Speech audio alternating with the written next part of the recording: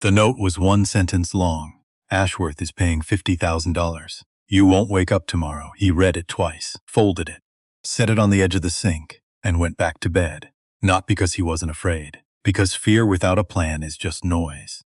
Darius Vane had spent 22 years as a Delta Force commander learning the difference.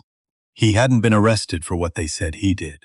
I knew that. The evidence was perfect, which was exactly the problem. Real crimes leave fingerprints. This left a blueprint. Someone with serious money had decided he needed to disappear. Now 6 men were waiting for him in a prison shower room. A corrupt warden was running the operation from the inside. A billionaire was running it from a penthouse 42 floors up. And somewhere between the two, a man nobody had connected to any of it yet was pulling every string. They thought they'd buried him. They had no idea what they'd started. 42nd floor, 6:45 in the morning. Conrad Ashworth stood at the window of his penthouse office and watched the city wake up the way a man watches something he owns. Coffee in hand, tie already knotted. The particular stillness of someone who has never once in his life been surprised by what the day brought him. Phone rang. He answered without looking at it, his assistant's voice, quiet, efficient. 3 sentences. Conrad listened, set the phone down, picked up his coffee, turned back to the window, and that was it. That was the entire reaction. No smile. No exhale of relief. No visible acknowledgement that the information he'd just received had cost him considerable resources to arrange and represent the removal of the one obstacle standing between him and a development project worth $400 million. Just a man at a window, drinking his coffee. While somewhere across the city, 2 police officers were knocking on a door. 3 years earlier. That's where you have to start to understand what any of this means. A Tuesday night, rain coming down in sheets. A community room in the Linden Grove neighborhood with water stains on the ceiling and a heating system that had strong opinions about not working properly. Darius Vane sat behind a folding table covered in papers, legal documents, zoning codes, city council meeting transcripts going back 4 years. The kind of reading material that makes most people's eyes lose focus in under a minute. Darius wasn't most people. 44 years old, former Delta Force, 22 years in uniform doing things in places that don't appear on the news. He had the particular quality of stillness that belongs to men who have learned to treat their own nervous systems as tools. Not cold, not removed, just controlled. Paying attention in the specific way that becomes automatic after enough years of your life depending on it. He wasn't a lawyer, wasn't a community organizer, wasn't being paid for any of this. He just saw something wrong. And doing nothing about things that were wrong had never been something he was built for. Ashworth Group wanted Linden Grove, all 47 properties. The plan was a mixed-use development that would generate somewhere north of $400 million in revenue over the next decade. The official offer letters were technically legal. The timeline was aggressive, but technically permissible. The tactics used on elderly residents who didn't fully understand the paperwork they were being asked to sign were not legal. Darius had found that on page 37 of the zoning documentation, cross-referenced with page 12 of the original offer letter, and verified against a city ordinance that Ashworth's legal team had clearly assumed nobody would bother to read. He'd spent 3 weeks in the public library learning property law from books and a retired paralegal named Gwendolyn Marsh, who lived nearby and had extremely firm views about municipal zoning and the people who tried to exploit it. He laid the case out for 16 people, sitting in folding chairs in a room that smelled like old coffee and honest worry. Simple, clear, no theatrics they had. Real legal grounds, not just moral outrage, which counts for very little in a courtroom, but actual statutory standing. If they filed the right documents with the right offices by Friday, Ashworth Group could not touch them. He watched their faces change. The woman in the back, who'd been holding her purse like a life preserver, slowly set it down on her lap. They filed Friday morning. They won. Conrad Ashworth lost $192 million in projected revenue, lost the backing of 3 city council members who'd been quietly supporting the project. Lost, most significantly, in a public forum where the proceedings were recorded and distributed and watched by people who found the story satisfying in the particular way that stories about powerful men losing are always satisfying. Conrad Ashworth did not lose things. He especially did not lose them to men he'd never heard of. Men who worked out of community rooms with bad heating systems. A men who had no official standing, no institutional backing, no formal reason to be involved at all. He made a phone call that evening to a man named Aldous Mercer. 2 years and 10 months later, 6 in the morning, 2 police officers knocked on Darius Vane's door.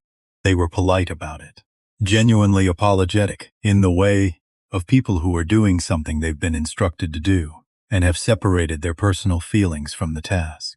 One of them said, "Good morning." One of them asked if he was Darius Vane. He said yes. He looked at their faces and understood immediately that his life was changing. The specific calculation happened in under 2 seconds, the way it happens when you've reading situations for survival. And he reached a very clear conclusion. Don't run, don't argue. See what you're dealing with first, he says. Let me put on shoes. They let him put on shoes. The charges were presented in a fluorescent lit room 3 hours later. Drug trafficking, distribution. Evidence found in his vehicle during a stop 8 days prior. I'd been in Atlanta 8 days prior. A Veterans Resource Conference. He'd spoken on a panel, 300 people in the audience. His face on the conference website. His keycard recorded at the hotel every morning and night. None of that stopped what was already in motion, because the evidence against him was not simply sufficient. It was perfect. Drugs that matched a network the DEA had been pursuing for 18 months. His fingerprints on the packaging. 2 witnesses, both with clean records, who gave independent and completely consistent statements about seeing him at a specific location on a specific date. Consistent, detailed, credible, fabricated from the first word to the last. His court-appointed attorney worked hard with what he had. What he had was not close to enough. The jury deliberated for 6 hours. Guilty. 22 years of service. Classified operations in theaters most people couldn't name. A men alive right now, going about their ordinary lives, because of decisions Darius had made under fire.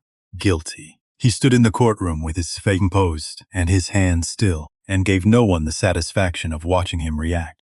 Harwick Correctional Facility arrived the way institutions always arrive. Bureaucratically. A van, a processing room. A guard who went through the inventory of his personal belongings without looking at him once. Then a corridor, then a cell, then the particular sound of a door closing with finality. Darius stood in the center of the cell and did what he always did in a new environment. He read it, the physical dimensions, the sight lines, the location of the door and its hinge placement, the window too high to see through directly, the sounds coming through the walls. What was movement? What was habitual noise? What was information? Then he filed it all and started again from the beginning, because the first read is always incomplete. The next morning he watched the yard from the inside for 40 minutes before the door opened. Steel ravens controlled the central territory.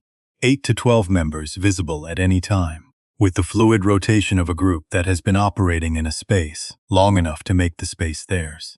Their leader was a man named Victor Hayes, 40 years old, broad, a face that had absorbed significance and punishment over the years, and showed no particular feeling about it. Hayes looked at Darius once, long, flat, assessing, then looked away, which was more alarming than anything he could have said. A threat means you register as a problem. That look meant something else. It meant category identified, decision pending. You don't need to know what the decision is yet. In the eastern corner, a smaller group occupied a stretch of fence shadow, with the settled air of people who had negotiated their position over time and maintained it through something other than size. Los Libres. Their leader was Raymond Cruz, 45, compact with the kind of physical economy that comes from learning to do more with less. Former structural engineer. Darius had been told this by a man at intake who traded in information the way other men traded in commissary goods. Cruz had been at Harwick for 2 years. Cruz didn't look at Darius at all that first day, which was, in its own way, also information. The visitation room was cold, institutional cold that no budget allocation ever seemed to adequately address. Plexiglass with years of scratches in it. The particular acoustic flatness of a room designed for surveillance. Serena Brock sat on the other side, with a notepad and a pen, and eyes that moved quickly over everything and missed nothing. 38 years old. The kind of person who had stopped worrying about whether her hair was doing what she wanted it to do, sometime around her first year of law school, and never started again. She'd taken his case 5 weeks in, pro bono, because the timeline inconsistency in the evidence had bothered her in the specific way that only bothers people who are both very good at their jobs and constitutionally unable to leave things that bother them alone.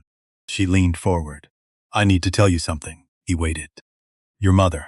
Something moved through his chest. He kept it off his face. "Eleanor is safe," Serena said immediately. "She's not in danger, but she's been receiving pressure.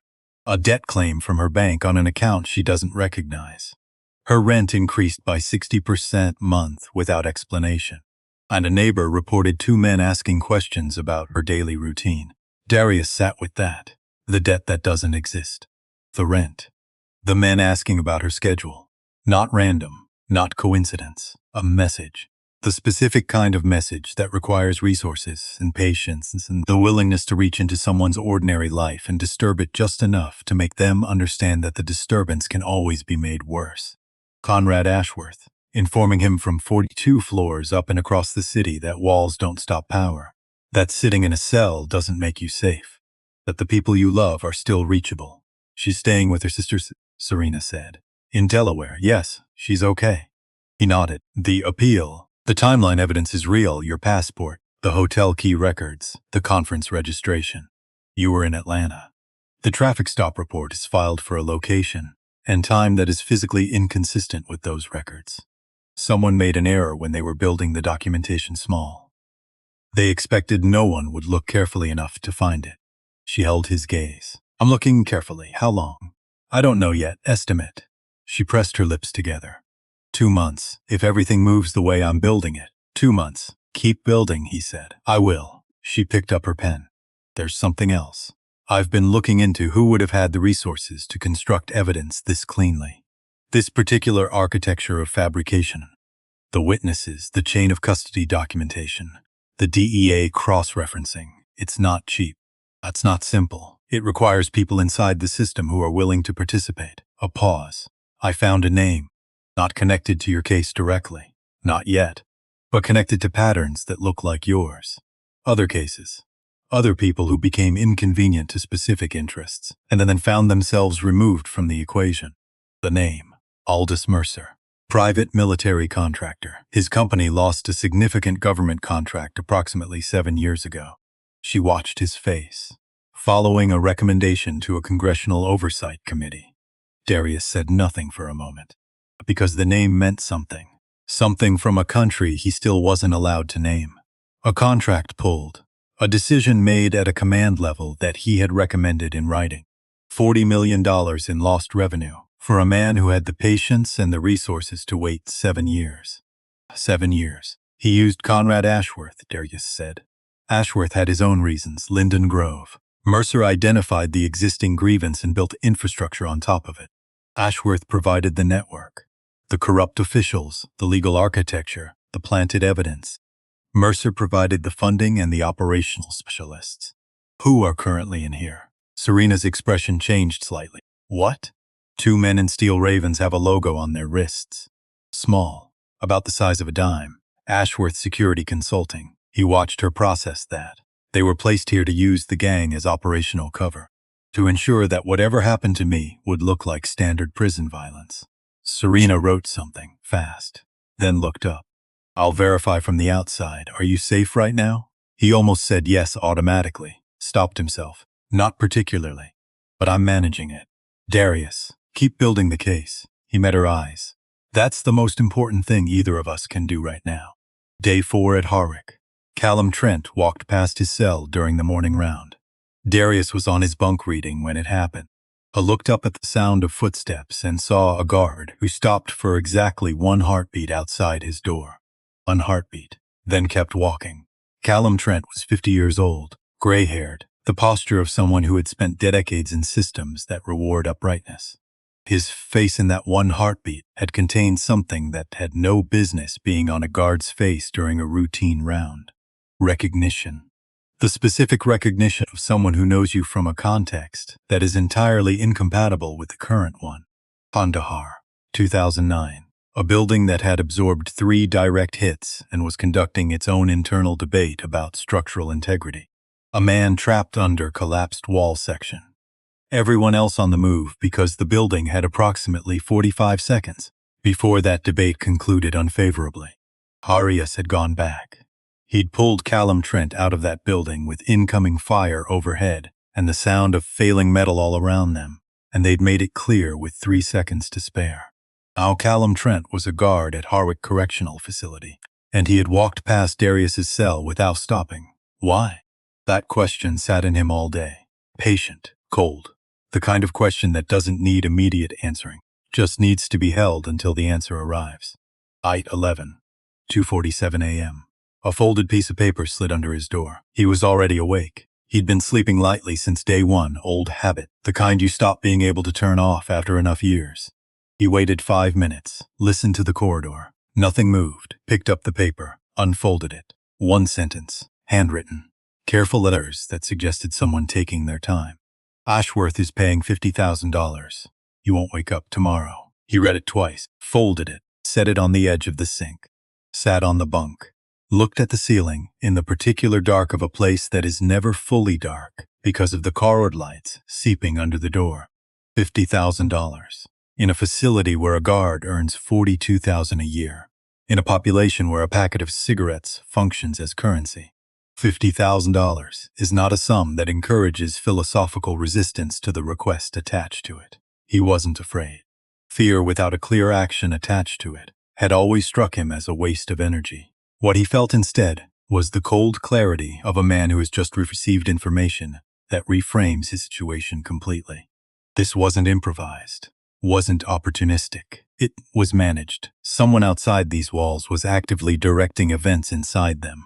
Someone who had access to information about him, about his case, about his location within the facility, and who had the connections to make $50,000 available to someone willing to use them.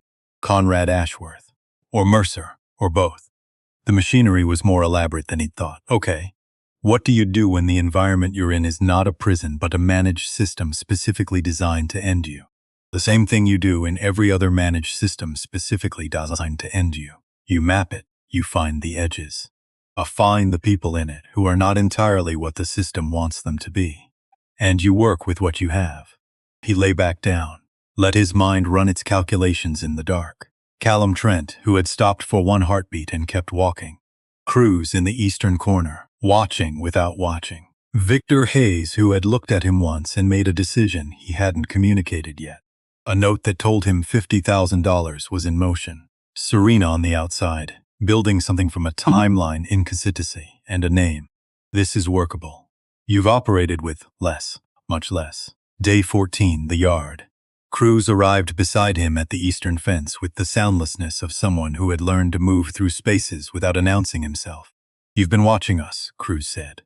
Looking at the yard, not at Darius. I watch everyone. 3 of Hayes's people tested you last night in the corridor. 2. The third was placed there independently. Cruz's eyes shifted. Almost imperceptibly. How do you know that? Logo on his left wrist. Ashworth Security Consulting, about the size of a dime. Darius kept his voice low and even. He's not gang. He's a contractor. Someone is running an operation inside this facility and using steel ravens as the visible surface. A silence. Cruz turned to look at him directly for the first time. Why are you telling me this? Because I know about Millfield. Something moved through Cruz's face. There and gone. 2 years ago, Ashworth Group moved to demolish the Millfield apartment complex, Darius said. 130 units. You organized the residents. You filed injunctions. You stood outside City Hall for 3 consecutive weekends. And then at one of the protests, something went wrong. Someone was hurt, and suddenly the story changed. He paused. Suddenly it wasn't about a corporation displacing 230 families. It was about an organizer with violence on his record. Cruz said nothing. He does it the same way every time. Perfect evidence, clean narrative. One person absorbs the consequences and the project moves forward. Darius looked at him. You and I are looking at the same machinery from different angles. A long pause. I'm in here for assault, Cruz said. I know what the file says. You know what the assault actually was?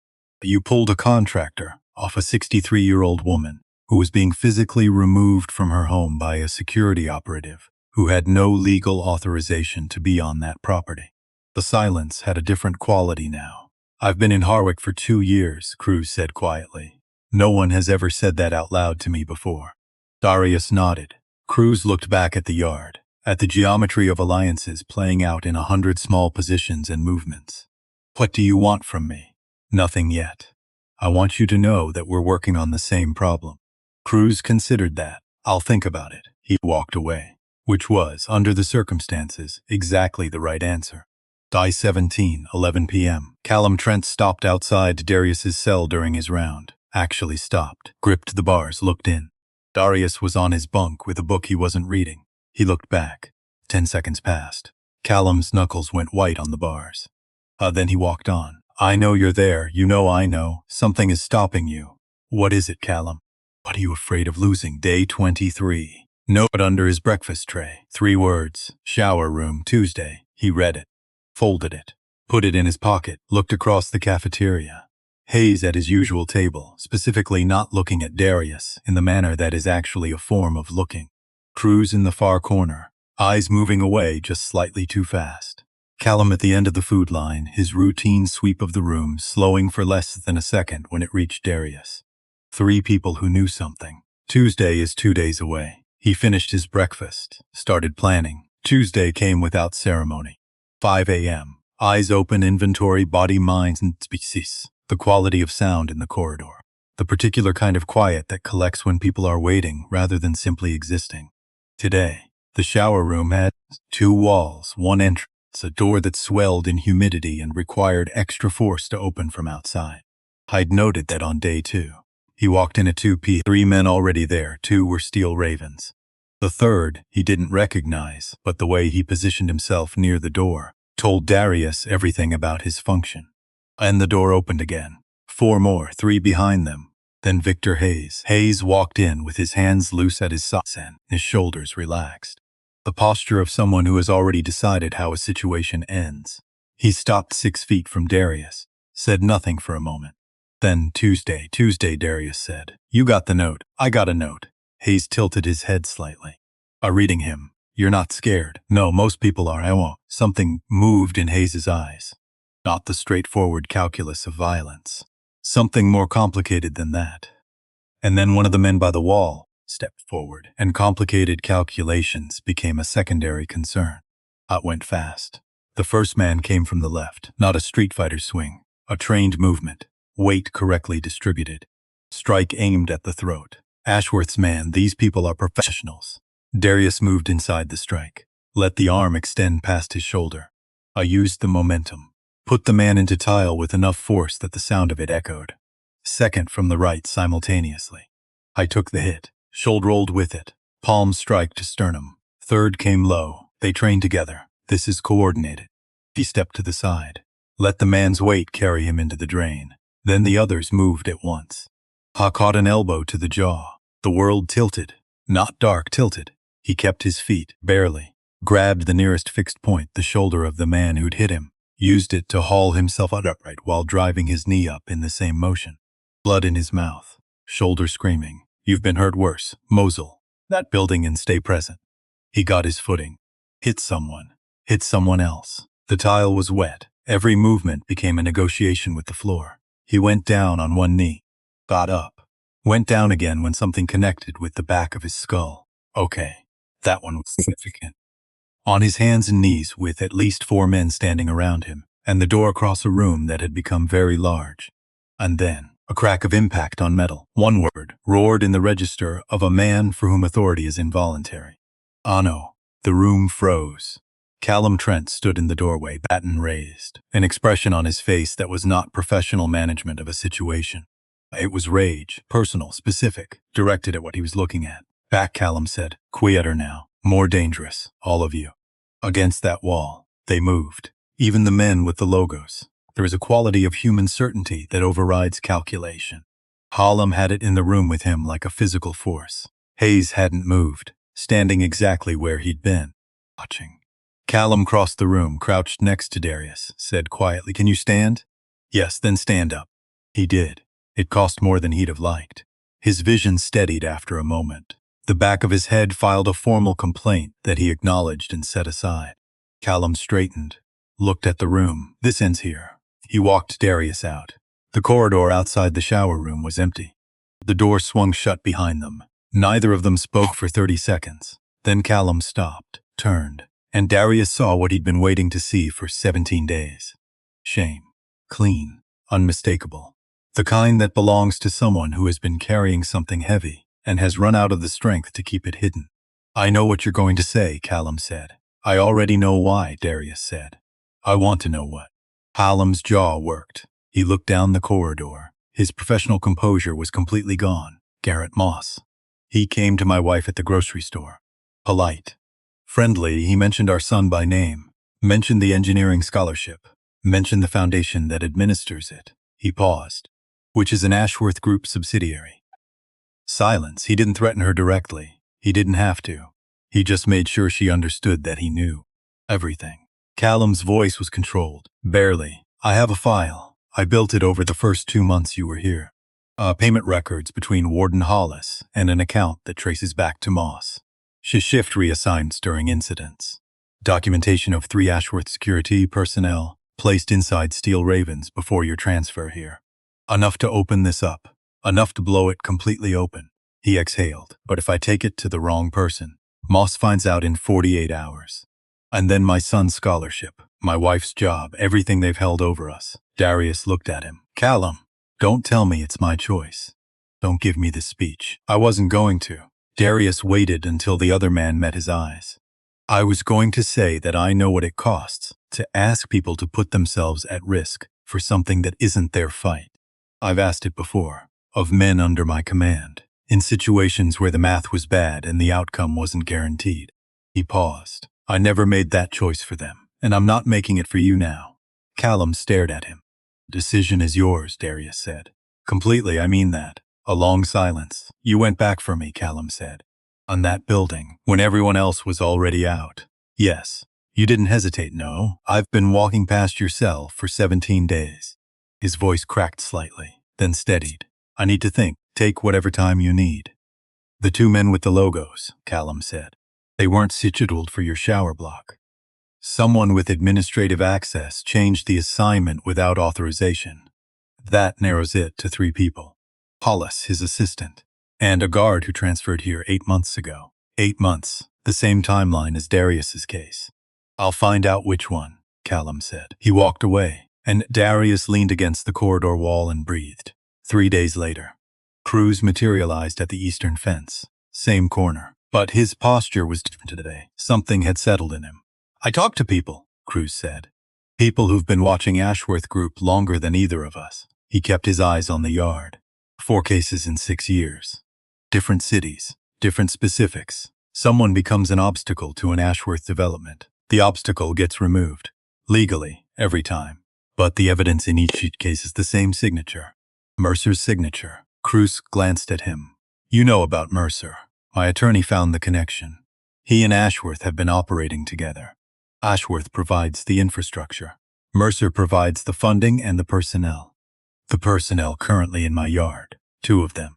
The 3rd was transferred to Eastwick 4 days ago. Cruz absorbed that, covering tracks. Whoever's managing this from outside is getting nervous. A silence. Then, there's a woman named Vivian Park, forensic accountant. She worked the Millfield case before everything collapsed. She knows the Ashworth financial architecture better than anyone I've encountered. She's been trying to reach me for months. Cruz looked at him directly. If I bring her into this, I'm putting her in a position of risk. I know that. She'd choose it. You'd still be putting her there. Yes, Darius said. No qualifications, no reassurance. Cruz nodded, respecting the honesty. I'll get a message out through my attorney. Privileged channel. It'll take a few days. We have time. He paused. Serena sent word. She needs 11 more days to finalize the appeal filing. 11 days, Cruz said. Not a question. Us the weight of it settling between them. 11 days, Darius confirmed. Day 31. Victor Hayes sat down next to Darius in the yard. Not across the yard. Next to him. On the same bench, which had never happened before. Darius didn't move, didn't speak.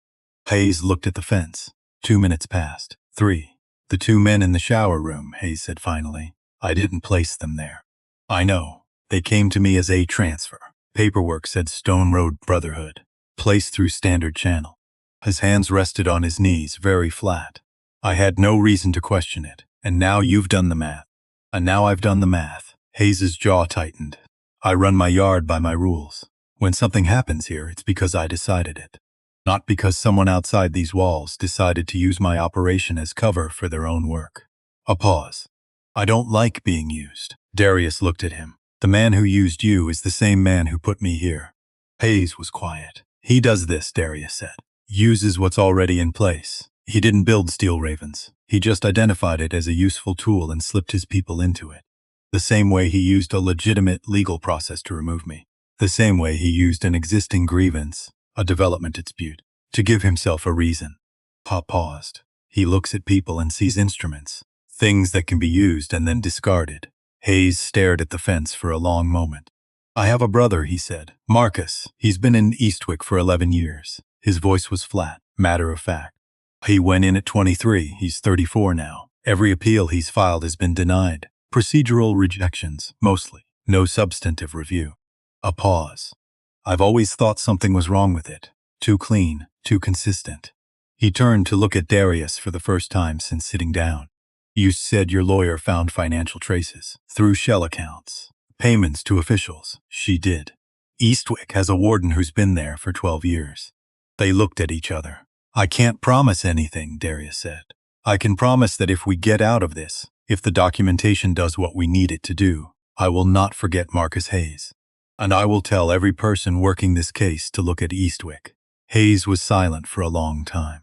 Then your lawyer, the woman who comes for visits, Serena. She was being followed. Dark blue sedan, 2 blocks from the main entrance.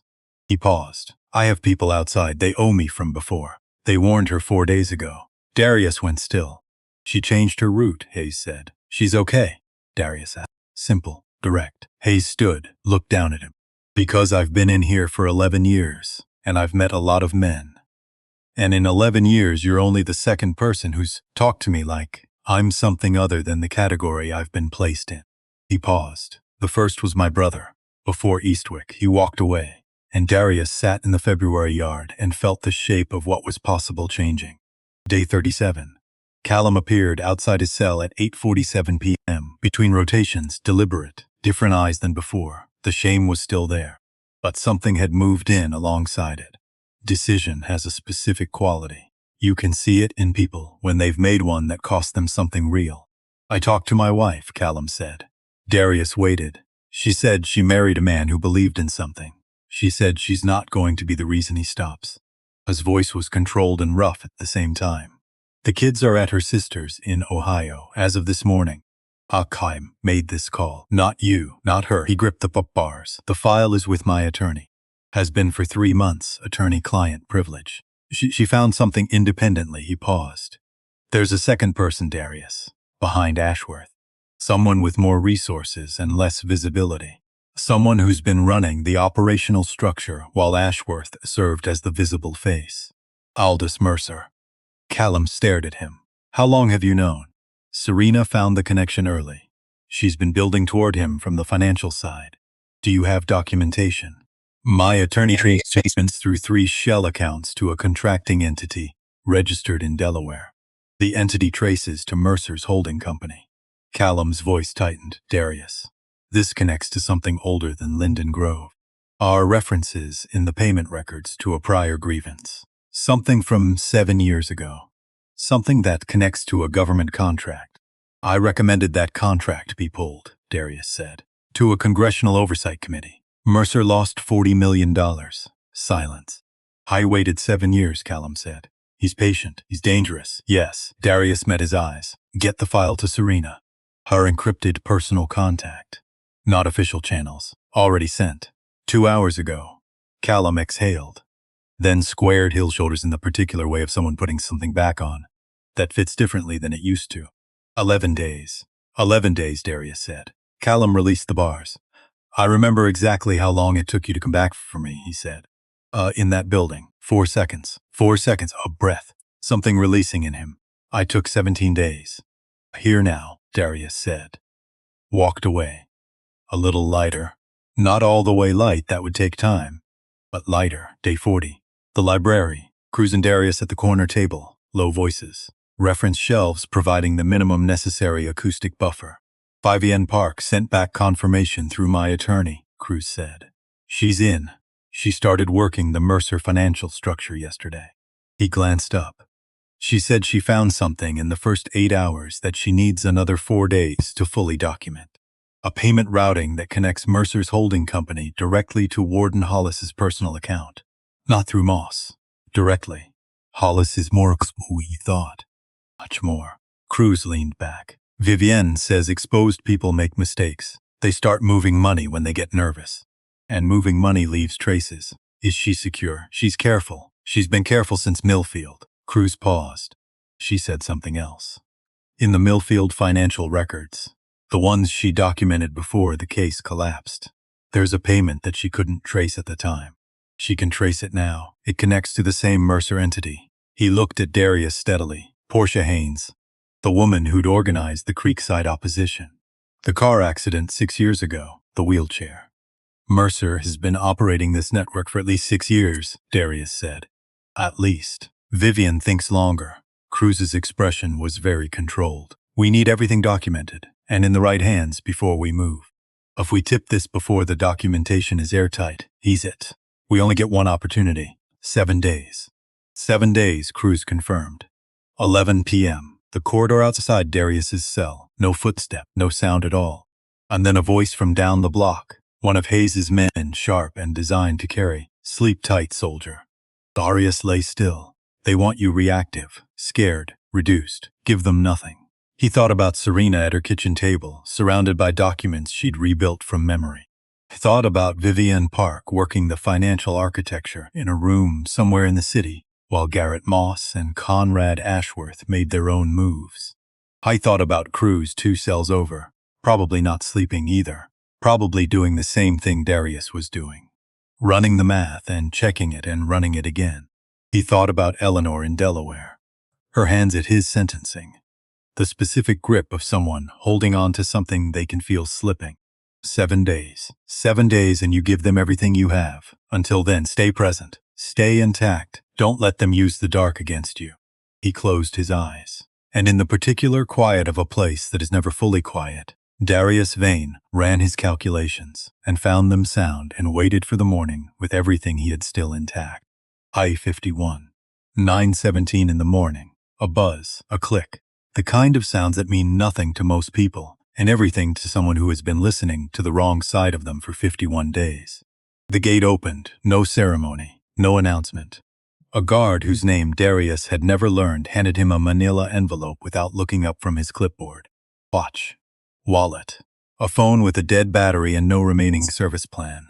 Discharge papers with the word Release D printed across the top in letters that were simultaneously ISOS and completely inadequate to the moment they were supposed to represent. Arias took the envelope, walked through the gate, stopped, 10 seconds, eyes closed. The air outside Harwick tasted different. He wouldn't have believed that before going in. He believed it completely now. Cold, sharp, carrying the particular freshness of a world that hadn't been filtered through concrete and institutional fluorescences, and the specific weight of days that all looked exactly like the days before them. I breathed it in, held it, let it out slowly, and Delaware, safe, Serena, the filing. 72 hours, Cruz still inside. Day 51 for him too, Callum. The file, already moving. Hayes, his brother Marcus. Eastwick, Vivienne Park, 4 days without sleep. Finding the thread. You're not done. You know that. You're nowhere close to done. But you're on the right side of the wall now. And that changes everything about what's possible. He opened his eyes. Serena Brock was parked at the curb in a car that had earned every one of its years honestly. She was standing outside it, with her arms crossed and her chin up, and the specific expression of someone who has been running on insufficient sleep and excessive determination for 11 days has absolutely no intention of letting any of that show right now. She looked at him. He looked at her. A moment passed. Not awkward. The moment of two people who have been fighting for the same thing on opposite sides of a wall for 51 days and are quietly recalibrating to being in the same physical space. You look terrible, she said. I know. The ribs 3, maybe 4, your head healing faster. She studied him for another second. Then something in her posture shifted. Not relief exactly. More like a breath she'd been holding since the day she teached cases and hadn't fully let out until this moment. We need to move, she said. Grand jury filing is in 72 hours, and Vivienne found a sequencing issue in the financial documentation yesterday that changes the order we present the Mercer payments. If we don't restructure the exhibit order before Friday morning, it creates an opening for his attorneys to argue the chain of custody. Tell me on the way. They got in the car. She pulled into traffic, 90 seconds of silence. A city moving past the windows, indifferent and ordinary, full of people going about their Tuesday, with no awareness of the 51 days that had just ended, or the 72 hours that were just beginning. Then Serena said, Hollis called his attorney 3 days ago. Darius turned to look at her. Garrett Moss went silent without warning, she said. No contact with Hollis. No contact with Ashworth. No communication at all. A man with Hollis's level of documented exposure and a suddenly silent handler is a man who starts doing math very quickly. She kept her eyes on the road. He started talking yesterday afternoon. Full cooperation, the authorization chain. Moss to Mercer documented in writing, because Mercer's operation is organized and organized operations generate paperwork even when they're trying not to. A pause. He also gave them the scheduling manipulation, the administrative access used to place Mercer's people in your shower block. The name of the guard who transferred the assignment. The guard who'd been at the facility for 8 months. He started there 2 weeks before you arrived. She changed lane. He was placed there, Darius, specifically, in advance. The full shape of it settling, not just reactive, pre-positioned. Before he'd even arrived at Harwick, Mercer had already arranged the infrastructure. And Moss, Darius said, located at an airport hotel yesterday evening. 3 hours from a departure gate with a one-way ticket to a country that doesn't have an extradition arrangement with us. She allowed a small pause. He was in custody before the flight was called. Conrad Ashworth, his attorney, has been making calls. The kind of frantic calls that happen when someone realizes their client is about to be least cooperative person in a room full of people needing to be the most cooperative. Her grip on the steering wheel tightened slightly. Ashworth has spent 62 years being the person in the room with the most options. He's discovering what it feels like when that changes. Darius looked out at the city, at the ordinary Tuesday moving past. There's something else, Serena said. Her voice changed just slightly, the way it does when information is personal rather than procedural. Tell me. Owen Ashworth called me yesterday. She glanced at him. He's been trying to reach you through every channel he could find, since word got out that the documentation was moving. He wants to meet. In person. Today if possible. A pause. He says he has something that closes the remaining gap between what Vivienne found from the financial side and what we need to make the Mercer connection completely airtight. What does he have? He says 8 months of internal Ashworth Group communications. Conrad's direct correspondence with Mercer. The explicit authorization of the frame-up. Instructions to Moss.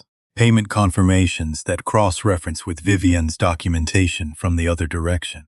She paused again. He's been keeping copies, encrypted, off-site, since the month after your arrest. The silence lasted for a full block. He's had this for 8 months, Darius said. Yes, and he waited. Yes, she said it simply. No editorial. He knows that. He isn't asking you to excuse it. He said that specifically when he called. He's not looking for absolution.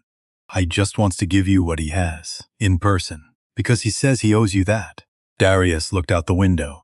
A 30-year-old man with 8 months of documentations sitting in an encrypted drive somewhere. 8 months of an innocent person in Harwick. 8 months of Eleanor in Delaware.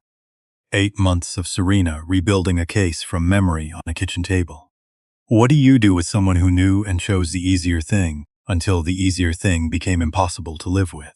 He thought about Callum. 17 days of walking past his cell. He thought about Cruz, who had watched and waited and finally chosen.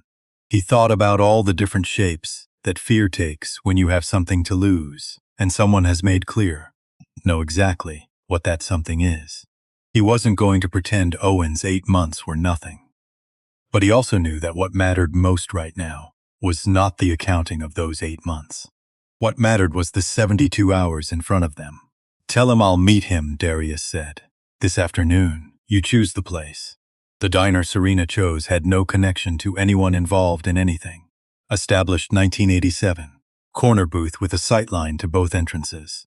Behind a place where the coffee is genuinely bad and genuinely hot, and nobody looks twice at anyone. Owen Ashworth arrived 7 minutes early and was in the booth when Darius walked in. 30 years old. Clothes that spoke to an expensive education worn by someone who had stopped caring whether they were pressed. Everything else. The untouched coffee, the hands pressed flat against the table, the specific quality of someone who hasn't been sleeping, spoke to 8 months of a particular kind of internal weather. Looked up when Darius sat down. Didn't extend a hand. Didn't open with anything prepared. Darius waited. I've been running through versions of this conversation since yesterday, Owen said finally. Every way I try to frame it ends up sounding like I'm asking you to make it easier for me. So I'm not going to frame it. Then don't. Owen looked at his coffee.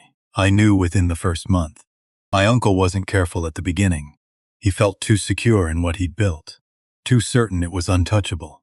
I saw the correspondence, saw Mercer's name, saw the payment structure, saw the documentation they'd fabricated. He stopped. Saw your name in it with a specific notation. Flagged as the primary obstacle. Flagged as someone who needed to be permanently removed from the equation. Darius said nothing. I copied everything I could access. I've been adding to it for 8 months. I told myself I was building a record, that I was being careful, that if it ever reached a certain point I would act. Owen's jaw tightened. What I was actually doing was calculating the cost of acting and deciding I wasn't willing to pay it yet, and then waiting for the moment when the cost dropped low enough. He met Darius's eyes for the first time. That's not principle. That's fear wearing the clothes of strategy. And now the cost is lower, Darius said. The cost is the same. Owen held his gaze. I'm paying it now because I can't sleep. Because I can't eat a meal without the weight of it sitting across the table from me. Because you asked me a question the first time we met that I haven't been able to set down. A pause. You asked if I was there to feel better about myself, or to do something that actually meant something. Darius remembered. I didn't have an answer that night, Owen said. I went home and I sat with it for a long time. And I realized that every version of the answer I came up with was still about me, my comfort, my calculation, my cost. He reached into the bag beside him, set a hard drive on the table between them. This is 8 months of documentation. Conrad's direct correspondence with Mercer. The authorization of everything that was done to you. The explicit instructions to Moss. The payment confirmations that duplicate and cross-reference everything your forensic accountant found from the other direction. His hands were steady. His voice was steady. The steadiness of someone who has made a decision that becomes something real and is not going back on it. Closes the gap. Darius looked at the drive. He thought about night 11, the note under the door. $50,000. You won't wake up tomorrow. He thought about the shower room tile, wet and cold, and the sound the wall made when Callum's baton struck it. He thought about Cruz, saying nobody has ever said that sentence out loud to me before. About Hayes saying I am not their weapon anymore. About Callum's knuckles going white on the bars of his cell, and then white with a different meaning on the bars of the shower room doorway. About Eleanor's hands at his sentencing. About all of it. He picked up the drive. This goes to Serena today, he said. I know. And then to the federal prosecutor, your testimony as well. In writing and in person. I know that too. Arias held his gaze for a moment. Not judging. Not forgiving. Something more practical than either. You're not the worst version of a person. A someone who made choices under pressure and is now deciding what to do about the consequences of those choices. Most people never get to that second part. He paused. What you do from here forward is what matters. Something moved across Owen's face. Something he didn't try to name or perform. That's more than I expected from you, he said quietly. Don't mistake clarity for generosity, Darius said. Come to Serena's office at 10 tomorrow morning. Bring a physical backup of everything on that drive. She'll need your testimony documented before the Friday filing. Owen nodded. Finally picked up his coffee. Finally drank it. That evening, Serena's apartment had become something between a war room and a very organized disaster. 2 folding tables pushed together, 3 laptops, a printer that had been running continuously for 4 days, files organized in a system that made complete sense to Serena and was documented carefully enough for anyone else to follow. Vivian Park sat at the center of it. She was 41. With reading glasses, she kept pushing up her nose in the specific posture of someone who has been sitting in the same chair for too many hours and has made peace with that fact because the work requires it. She'd spent 4 days tracing the financial architecture of Mercer and Ashworth's operation through shell entities, 3 states and 1 offshore jurisdiction. She hadn't complained once.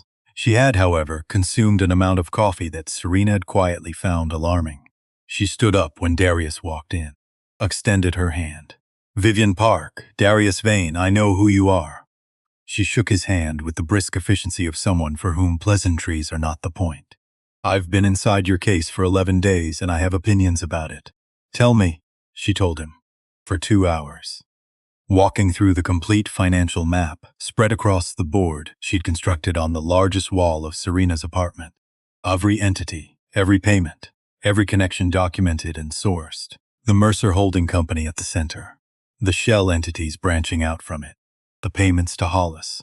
The payments to the 2 witnesses. The funding of the fabricated evidence operation. The ongoing payments to Garrett Moss. And then deeper into the documentation, the older threads. 3 other cases, Vivienne said, pointing to a section of the board. 3 other people in the past 6 years who became obstacles to Mercer's operations or financial interests.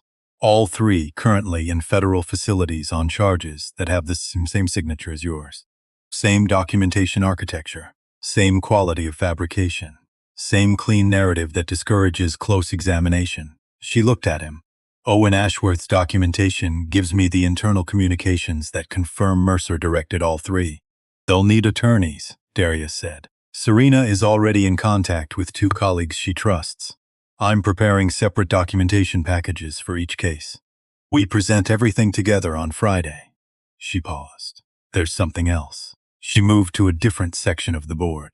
Portia Haynes. Creekside District, 6 years ago. He knew the name. He'd learned it from Cruz. The woman who'd organized opposition to an Ashworth development. The car accident. The wheelchair. "The Creekside accident is in the financial records," Vivienne said. "Not as a direct payment for the accident itself. Mercer is too careful for that. But as a payment to a security contractor in the weeks immediately preceding the accident. A contractor with documented connections to 3 other incidents of targeted harassment against community organizers." She held his gaze. "It's not proof of direct authorization, but it's enough to open a criminal investigation.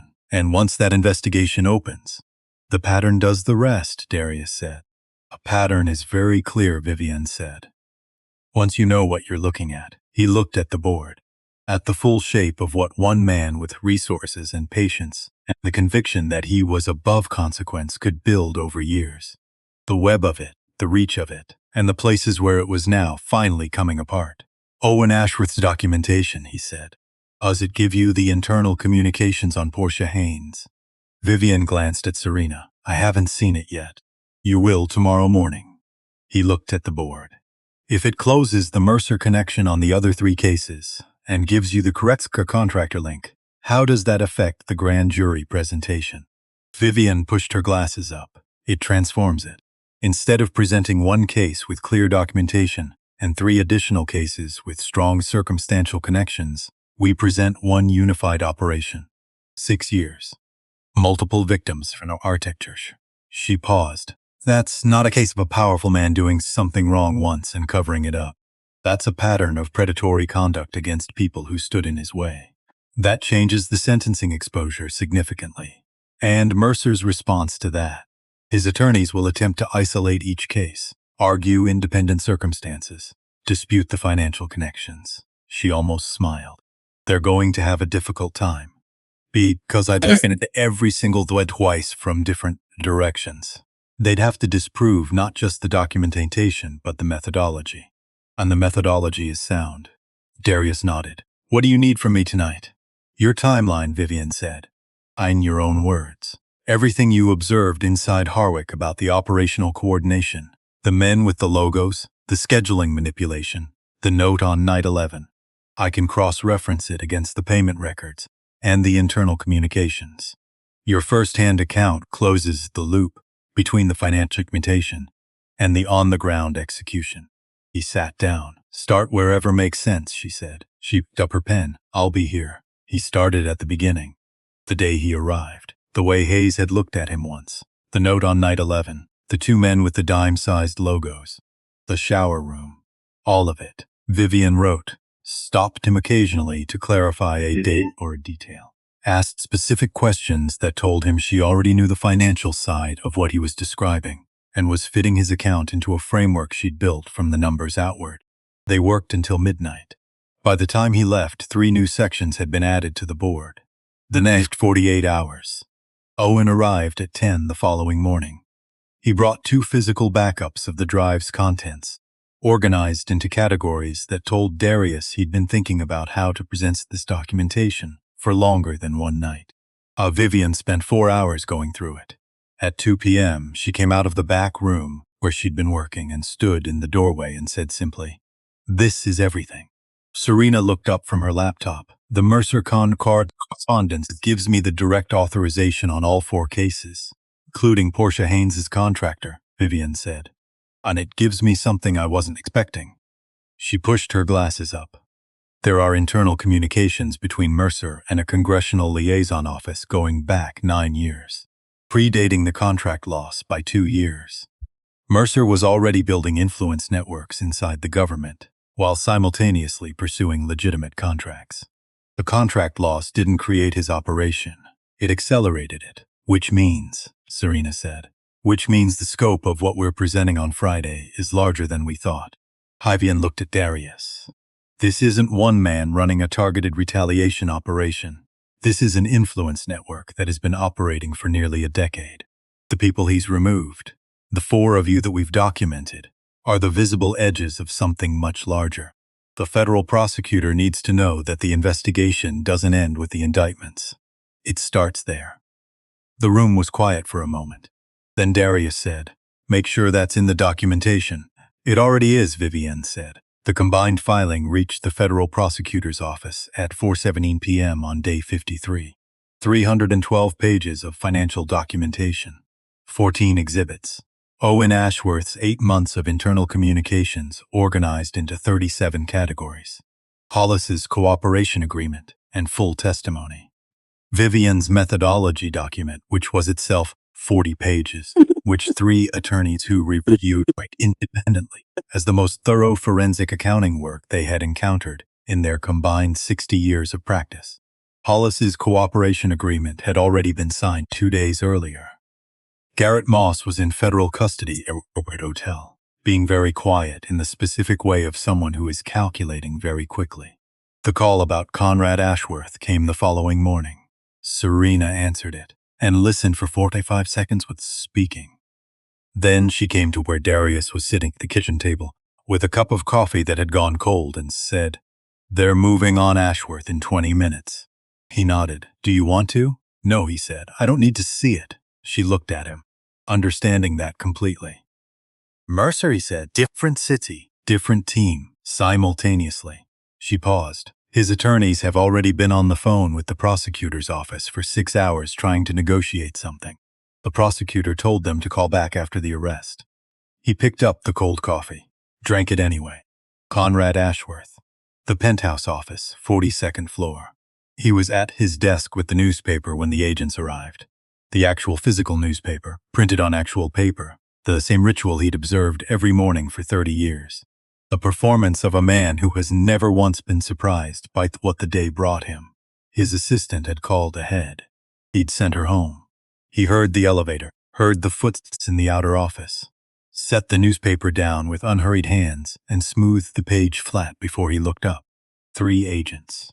The federal prosecutor, and behind them Serena Mabrock, holding a copy of the filing she'd spent 11 days building from a kitchen table in pure refusal. Conrad looked at her, then at the agents, then at the window, at the city spread below him like something he'd always believed he owned. When the agents approached with the warrant, his hands, as he stood, were not entirely steady. Just slightly, just enough, which was, by all accounts, the first time in 62 years that Conrad Ashworth thought he had given anything away that he hadn't intended to give. He said, "I'd like to call my attorney." The prosecutor said, "Of course." And the composure that had served Conrad Ashworth for 6 decades cracked in a way that had nothing to do with the handcuffs and everything to do with the look on his face as they led him to the elevator. The look of a man encountering, for the first time, the border of his own untouchability, discovering that the border existed, that it had always existed, that he had simply never reached it before. Aldous Mercer, different city, different building, the same hour. He said nothing when they came for him. Not one word during the arrest, not in the vehicle, not during processing. His attorneys arrived within 40 minutes. He'd had a plan in place for this contingency, because Mercer always had plans in place.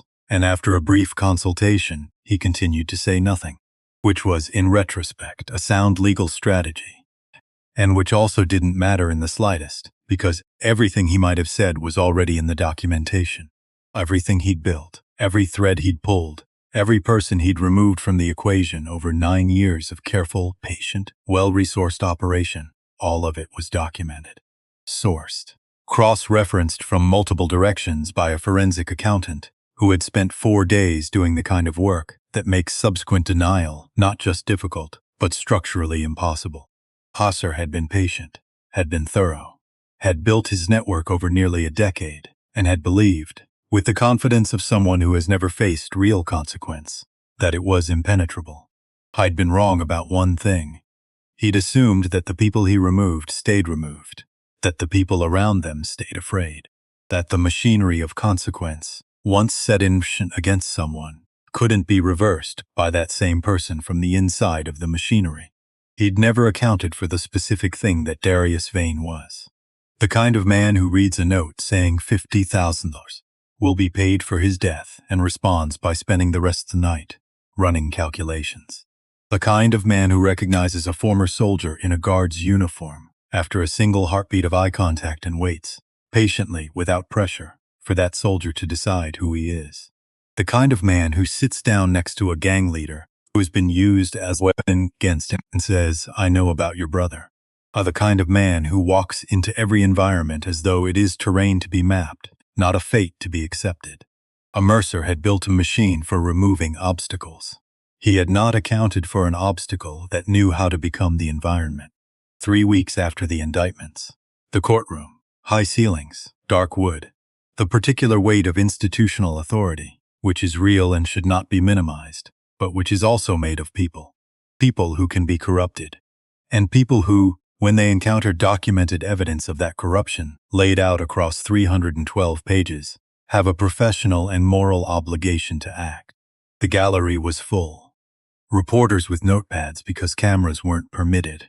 Community members from Linden Grove, several whom Darius recognized from the Tuesday night 3 years ago, when he'd sat behind a folding table and told them they had grounds to fight. People from Millfield. A group of younger people in the back who turned out to be students from the community college, where Portia Haynes had taught urban planning before her accident, and Portia Haynes herself, near the accessible aisle. Green cardigan, hands in her lap, eyes that were sharp in the way of someone who has had a long time to think and has used that time with discipline. She and Darius exchanged a nod across the room. No words needed. The charges took 11 minutes to read into the record. Conrad Ashworth, Aldous Mercer, Garrett Moss, Warden Hollis, 4 additional officials whose cooperation with the financial architecture of Mercer's operation had been documented by Vivian Park, with the kind of thoroughness that makes subsequent defense very expensive and ultimately unsuccessful. Conspiracy, fraud, witness tampering, obstruction of justice, unlawful imprisonment, and for the shower room on day 25 and the payment documented on night 11, attempted murder. Not guilty pleas entered for all defendants, expected, which meant trial, which meant more months, which was understood by everyone in the room as the next phase rather than a setback, because the documentation was in the public record now, which meant it existed in a form that no one could make quietly disappear. Conrad Ashworth sat at the defendant's table, with his posture still correct, and his suit still pressed, and the performance of composure still running. But it was a smaller performance than it used to be, playing to a smaller audience, because the people who had believed in the performance were no longer in the room.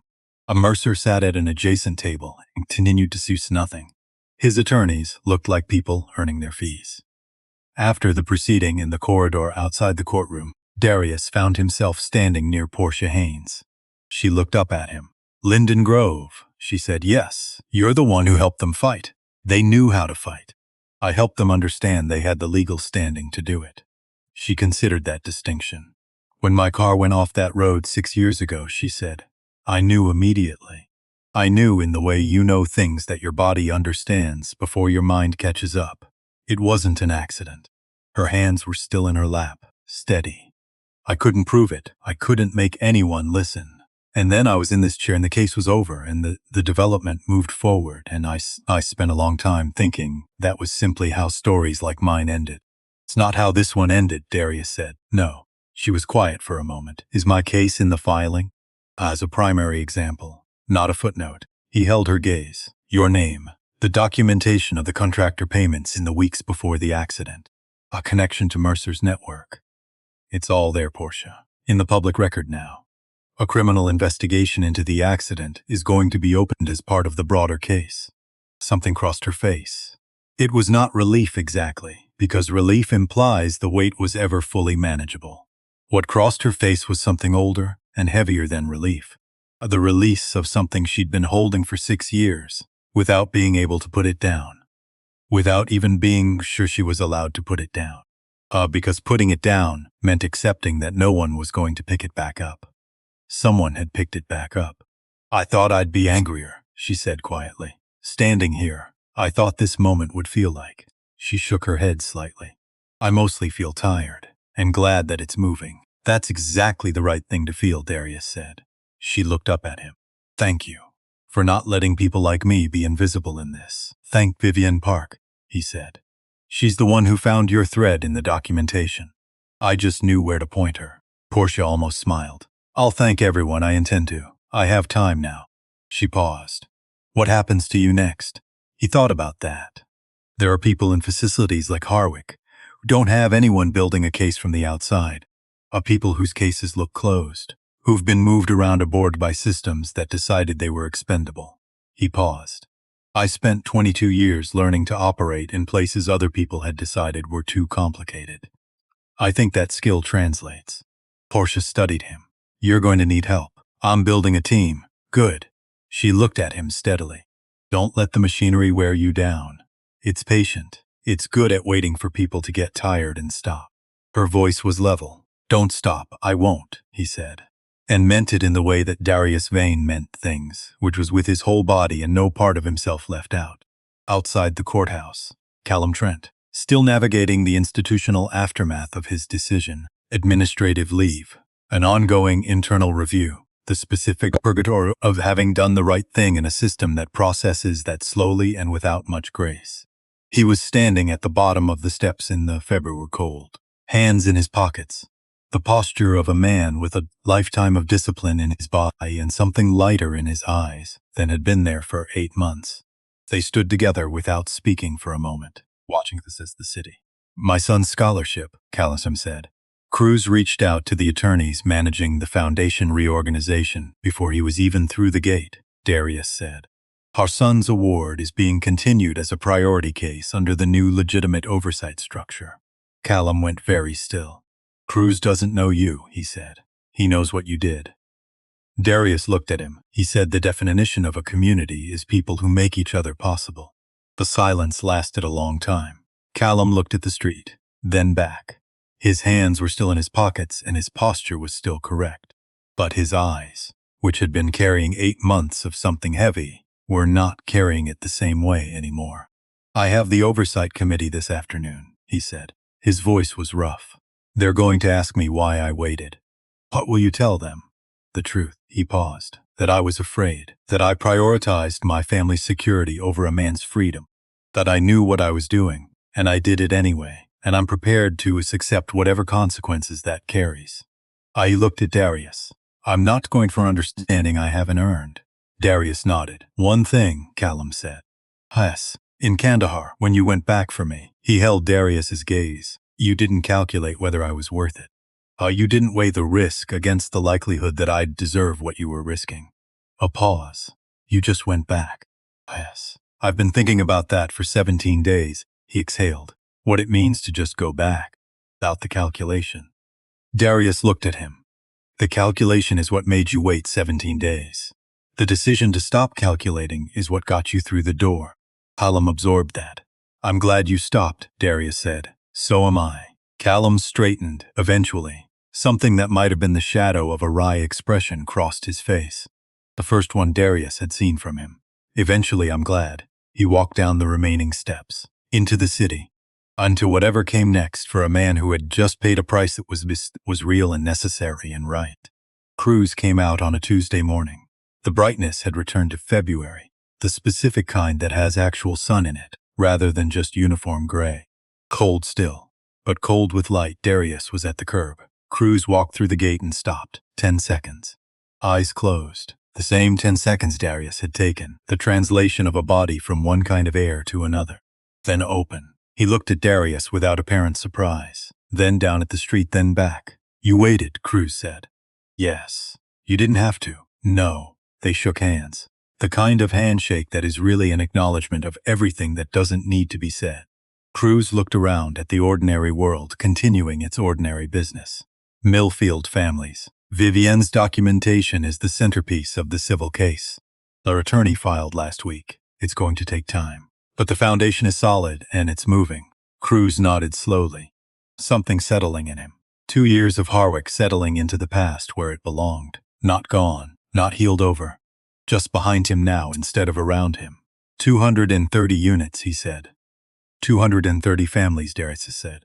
Yes, a long exhale. That's what I'm going to work on. When I figure out what I'm doing, he looked at Darius. You've already figured it out. I have a direction, Darius said. That's different from having it figured out. What's the direction?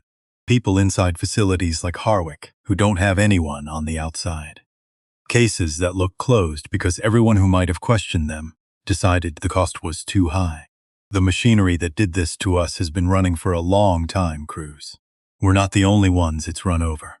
He paused. Marcus Hayes has been in Eastwick for 11 years. Vivienne found payment records connecting Mercer's network to Eastwick's administration. His attorney filed a motion for case review last week. Cruz was quiet. There are others, Darius said. Vivienne's documentation showed at least 6 other cases with Mercer's signature. 6 people we can document. Probably more we haven't found yet. He looked at Cruz directly. I'm not going to pretend I have a fully formed plan, but I know the direction. And I know I need people who understand how these systems actually work from the inside. Cruz looked at him for a long moment. Then you need a lawyer. I have one. You need a forensic accountant. I have one. You need someone who spent 2 years mapping the specific mechanics of a facility like Harwick. Who knows where the pressure points are? Who understands the difference between the official structure and the actual structure? Cruz's voice was steady, certain in the way of someone who has just decided something.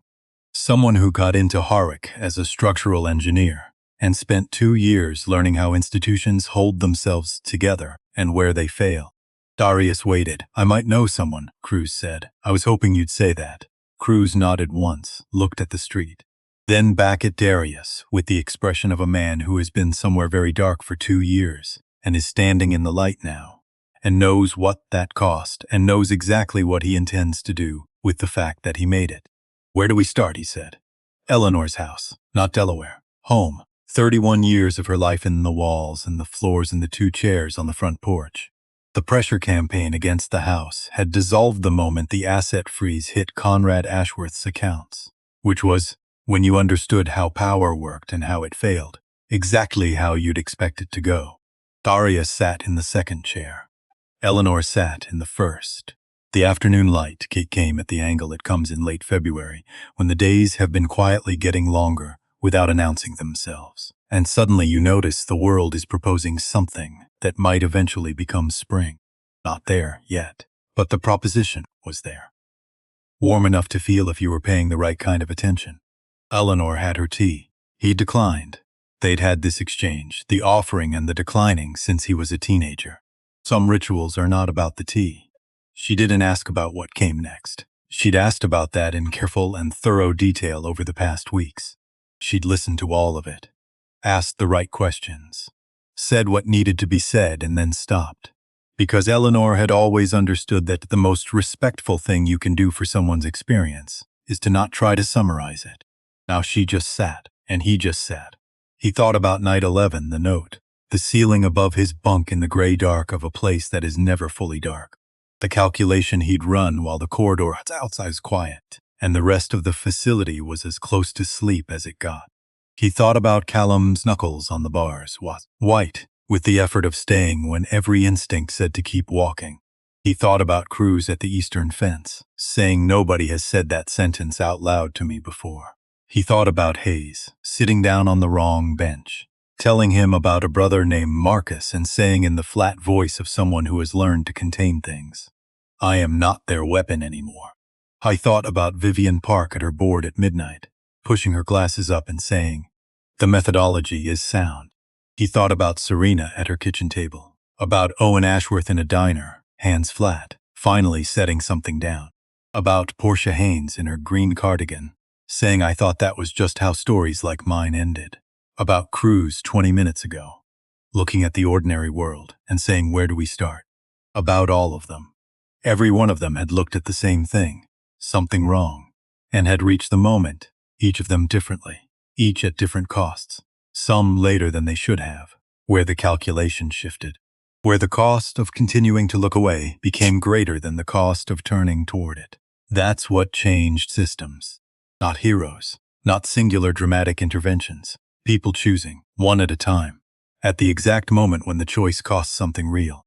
Eleanor set her tea down. "You're somewhere far away," she said. "No," he looked at her. "Actually, I'm exactly here." She looked back, understanding the way she always had, more than what was in the words. "You said something to me when I was 12, he said, after something unfair happened at school that I'd been too angry about for too many days. I said a number of things when you were 12. You said the opposite of injustice isn't just the absence of injustice." He looked at the afternoon light on the street. "You said it's the active presence of people who refuse to accept it." Eleanor was quiet for a moment. Did I say it that well? Word for word. She picked up her tea again. "I must have been having a very clear Tuesday." He looked at her. "It kept me going. In there, more than anything else. On the nights when I couldn't find a reason large enough to hold on to. I kept coming back to that." He paused. "The active presence." She held her cup in both hands, looked at him in the particular way that is not the same as looking at someone, and is not the same as looking away. And now I want to be that," he said simply, without drama, the way he said the things that mattered most to him. "For the people who don't have it yet." Eleanor reached over, put her hand on his arm, just that. The weight of her hand, the warmth of it through his sleeve. 31 years of this porch. The 2 chairs and the afternoon light, and the kind of silence that is full rather than empty. He breathed. He wasn't fixed, he knew that. 51 days leave marks that don't disappear on any legal timeline. The scar above his left eyebrow that the prison medical unit had closed carelessly and would always show. The habit of waking at 2:47 a.m. that his body hadn't released yet and might not for a long time. The specific quality of alertness in enclosed spaces that he'd had before Harwick and had more of now. He carried all of it. But here is what he also carried. Serena, who had rebuilt a case from memory on a kitchen table and refused to call it impossible. Cruz, who had said where do we start with the certainty of someone who knows his own direction. Callum, who had stopped walking past. Hayes, who had sat down on the wrong bench. Vivian, who had spent 4 days on insufficient sleep because accuracy was her responsibility, and she took her responsibility seriously. Owen, who had finally set something down that had been too heavy for too long. Portia in her green cardigan saying, "Don't stop." Eleanor right now, her hand on his arm. All of them had chosen, at cost, in the specific moment when choosing cost something. And Marcus Hayes in Eastwick, waiting, and 6 other names in Vivian's documentation, waiting. And however many names they hadn't found yet. Active presence. Not passivity waiting for the right moment. Not calculation waiting for the cost to drop. Actives. The thing his mother had named for him when he was 12 years old, and that had lived in him ever since, through 22 years of service and 51 days of Harwick. and everything that came before and after. I looked at the light. Late February. The days getting longer without announcing themselves. The world making its tentative, quiet, persistent proposal about what might be coming. He was 44 years old. He had a lawyer and a forensic accountant and a former structural engineer who had spent 2 years learning how institutions fail. He had a name on a case review motion in Eastwick, and 6 more names in documentation, and a direction that was clear even when the path wasn't. I had his mother's hand on his arm. I had this porch and this light and this moment that had been paid for by 51 days, and the choices of people who had decided, one at a time, that they were not willing to be the thing that allowed the wrong thing to continue. That was enough. That was, in fact, everything. He put his hand over his mother's. She didn't say anything, neither did he. The light held. And Darius Vane, who had been put in the dark to disappear, and had instead used the dark to become exactly what the dark needed him to become, sat in the afternoon with the woman who had taught him what presence meant, and let himself simply be present. Here, in this chair, in this light, ready.